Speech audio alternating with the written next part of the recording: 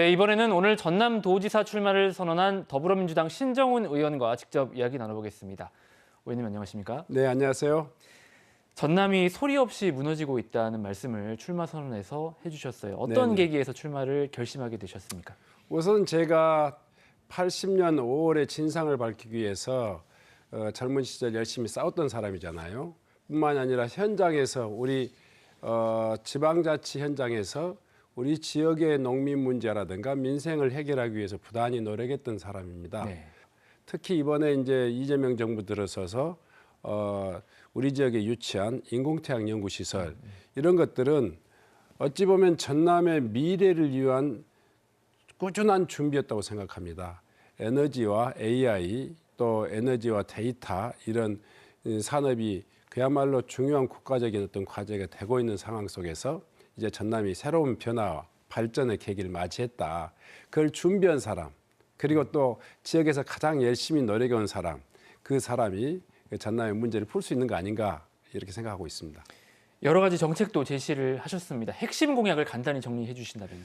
저는 무엇보다도 전남의 민생의 핵심은 농업, 농촌 문제를 해결하는 거라고 생각했습니다. 전남도가 주도하는 전남형 목표가격 제도를 실천해서 이제는 농산물 가격 문제 때문에 울고 웃는 농민들이 없도록 하겠다 이렇게 생각했고요. 또 전남이 여러모로 지금 낙후되어 있는 지역들이 많이 있습니다.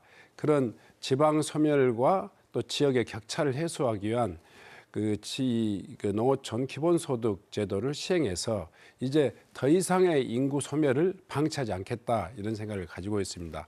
네, 오늘 출마 기자회견에서도 눈에 띄었던 대목이 동서부 갈라치기로 이득을 보는 세력을 심판해야 한다 이 부분이었거든요. 이거 어떤 의미에서 말씀하신 것일까요? 일단은 서부는 서부대로 힘듭니다. 또 동부의 산업 위기는 대단히 심각합니다.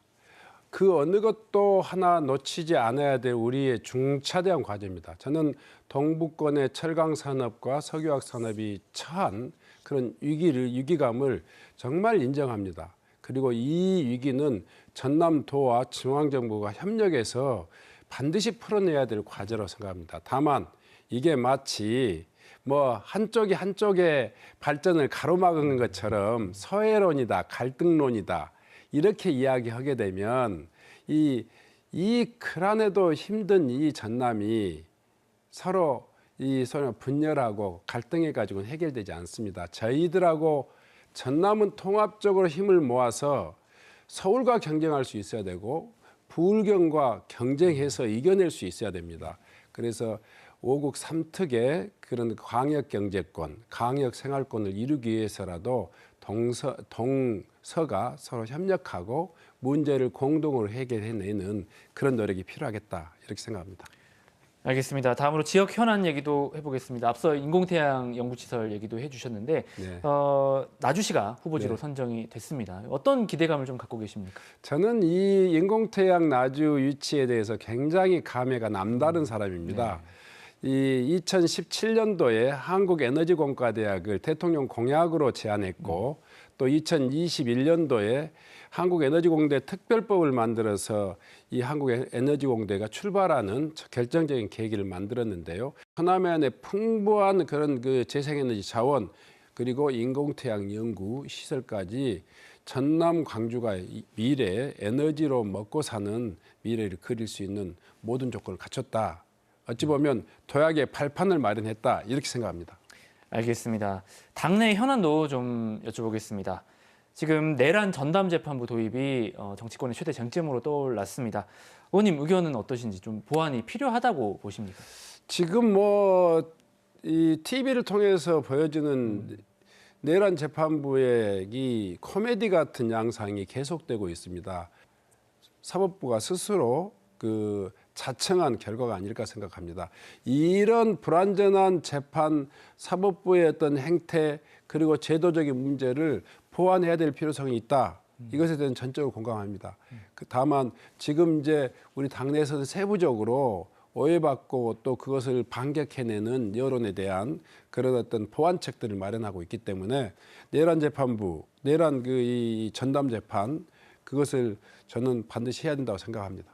네, 필요성은 있지만 이제 다만 이게 위헌성이 있느냐를 네. 가지고 이제 논란이 되고 있는 상황이어서 네. 그 위헌성에 대한 보완도 필요하다고 보십니까? 네, 일부 뭐 그런 논란에 대해서는 충분히 이 필요하다고 생각합니다만은 전체의 취지는 반드시 이런 국가적인 헌정 질서 유린의 사태를 사법부가 정말 단호하게 이 대처해야 된다.